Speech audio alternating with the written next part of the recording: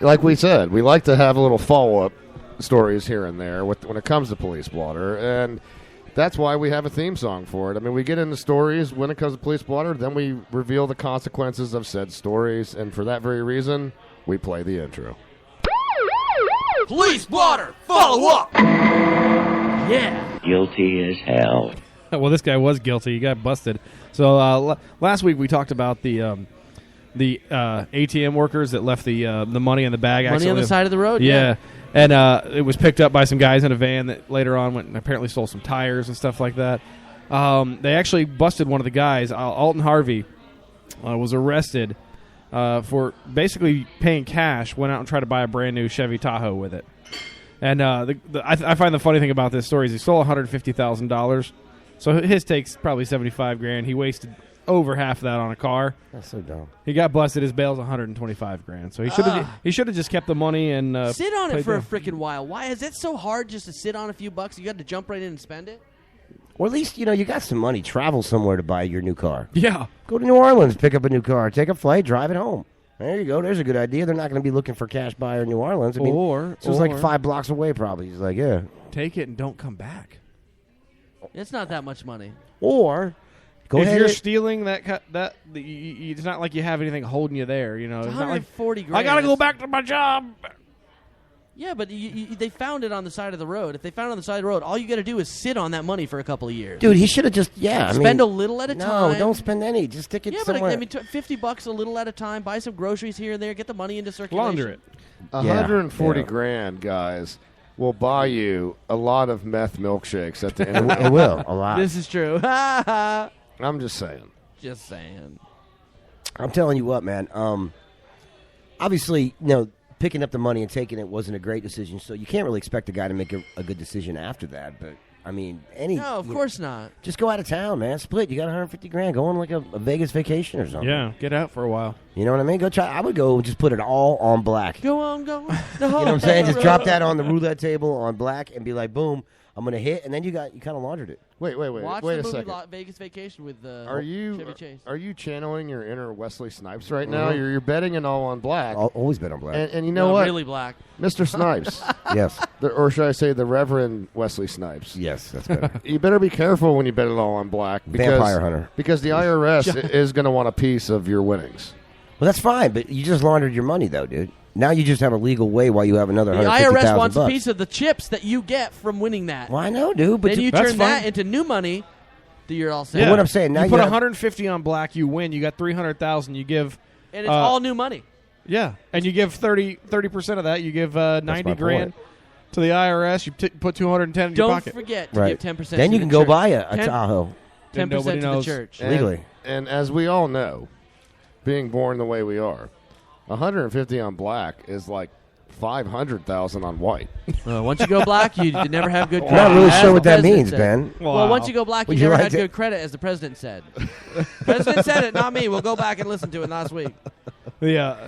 Okay. We're talking about putting it all on black. I don't know if you heard this, Joe. When I was on my cruise, we met a whole bunch of people there just chilling at the bar most of the time. And one day we were in the casino, and one of the guys that we had met walks by, and he's got this American flag bandana wrapped around his head. He looks like Karate Kid coming down. Nice. And he walks right past us, and he goes, "Let's do this." Holds up a $100 chip, goes, "Put it all on black." And he walked up, he goes, "All on black." And she spins it, red. He's like, "Oh well." And his buddy looks at him and goes, "I don't know how you thought this was going to be a good idea."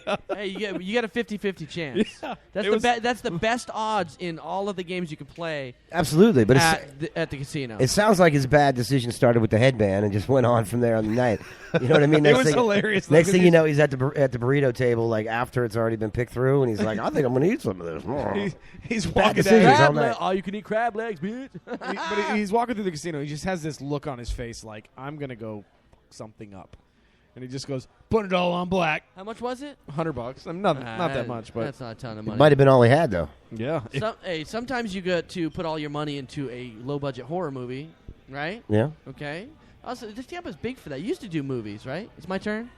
No, we're actually out of stories for this one going to a break, but why the reference about putting all your money into a low-budget horror I don't know. movie? You talk about putting your money into stuff. You got to put your money into a low-budget horror movie, which we'll talk about in the next segment.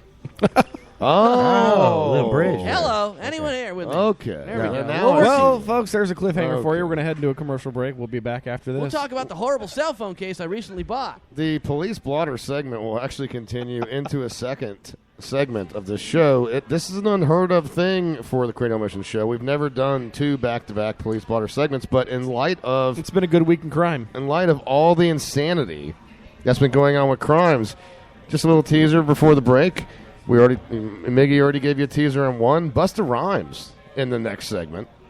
And be careful. Be careful. Spider-Man in the next segment, by the way. And be careful who you give a wet willy to. It might just land you in jail. We'll be right back after this. Tired of putting up with those wimpy cell phone cases? Do you want a case that'll withstand the direct impact from a rocket launcher? You know what you need? You need Insano Case! Insano Case! Insano Case is made out of adamantium and vibranium, so this case is fucking indestructible. With Insano Case, your phone can assist in knocking out walls for home renovation. Take out a tank.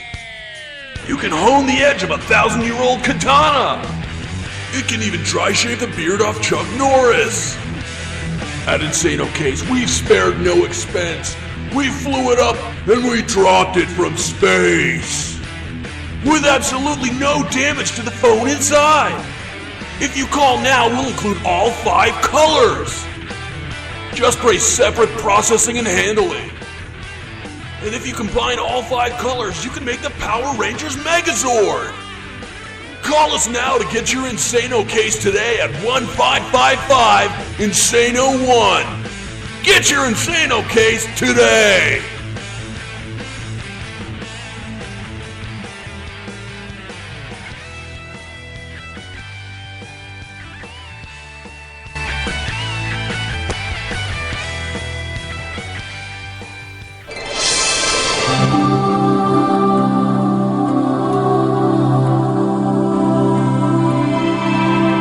Well, Andrew. You've lived a pretty good life, it seems. Let's just take a look. No murder. No adultery. No stealing, not even as a child. Very impressive. Well, thank you, sir. In this new age, you have to be accountable in all facets of your life. Well, what else is there? It is time to check your browser history.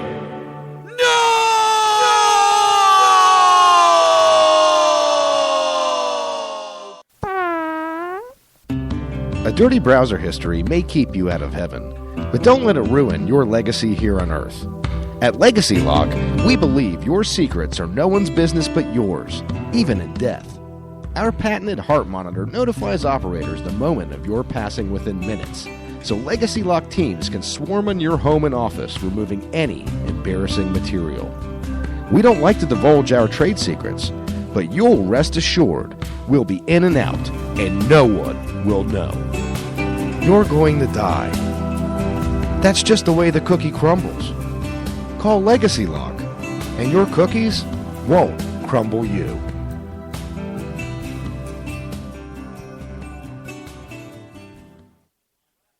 Now come on, Jimmy. As part of your detention, we're going to do this station ID for this show. Why, yes, Mr. Mackey. My name is Jimmy Vollmer. You listen to the Cranial Mission Show, thank you very much. With Ben Charles, Miguel Hito, and Caleb Crispy. Welcome back to the Cranial Mission Show, folks. The beginning of the second half of the program, coming to you live from the Lion's Den here in the Ybor Bermuda Triangle, known as Ybor City, Florida. Ben Charles, the C Squared, Miguel Hito, the Reverend Joey T, all sitting here, the fearsome foursome. Everyone is here today, man. But you know what, Miggy? We're also joined by someone that George Michael once reminded us of. because he told us all when it came to a bartender. She's only 17. Oh, no, wait, it's Kip Winger. Sorry. She may only be 17, although she shouldn't be working at the Hold bar. on. if she is. This But, comes back around before you go there. This comes back around to a Limp Bizkit as well. But George Michael did tell us they did a cover song of this. But George Michael Unfortunately. did tell us that you got to have faith. And here at the Lion's Den, we do in fact have a bartender named Faith. Oh, I thought it was Careless Whispers. You thought her name was Careless Whispers? She's never gonna dance. Damn it. I'm sorry, Ben. I'm sorry. So Faith, what is up? So Faith, are you having fun? I am having a blast, man. I got these cool radio guys in here. No, that's pretty entertained. Hold on, let me ask the Getting computer. them drunk. Where are they Computer, is that true? We're not that cool. That sucks. Oh, that sucks. man. That sucks. Bummer. And, and to Faith's point, if you want to talk to the mislabeled cool If you want to talk to the cool hosts, radio guys, it's 813-438. 6068. Thank you.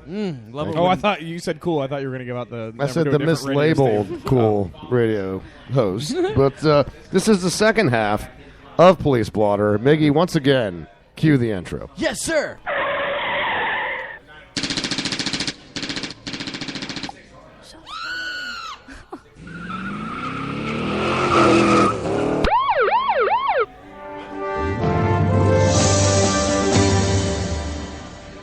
Guilty as hell. Now, Faith, this is a little segment we do on the show, since you're new.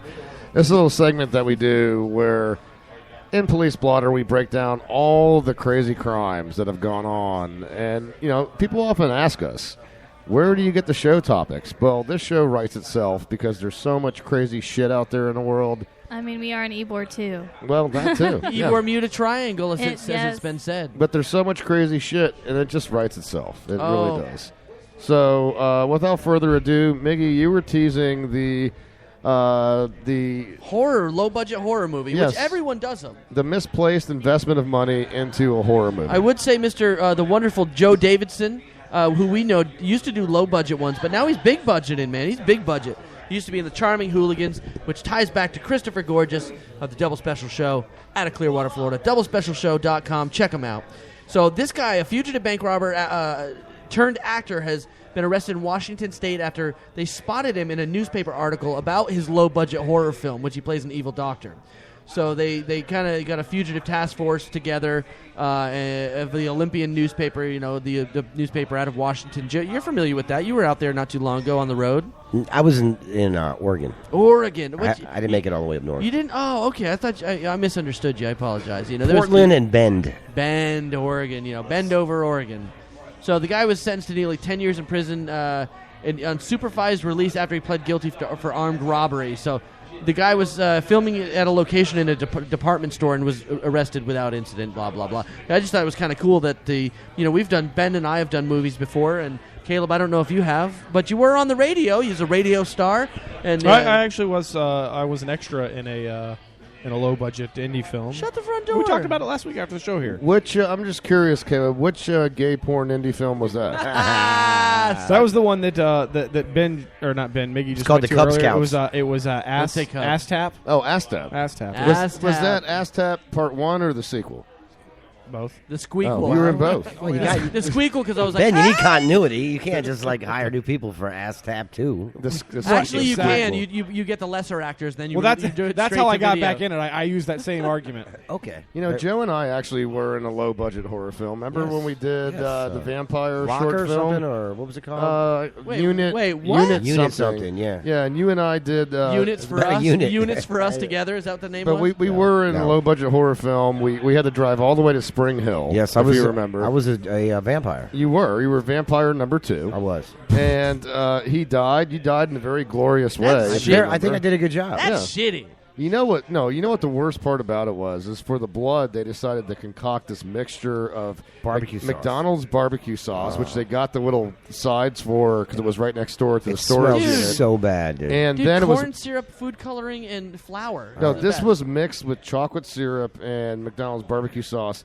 and the smell, and it was on our face, in our mouths. The smell. I mean, was so it bad. took everything we had not to throw up while we're Dude, waiting to film. amateurs, bro, amateurs. And it was in the middle of the summer, right? I mean, we were sweating our asses off while we're doing this. Yeah, Dude, don't talk to me about sweating on a movie set. But it was a lot of fun. Oh yeah, well, it turned out pretty good too. I think they won something, didn't they? At some We won actually it was considered the best film of the. It was a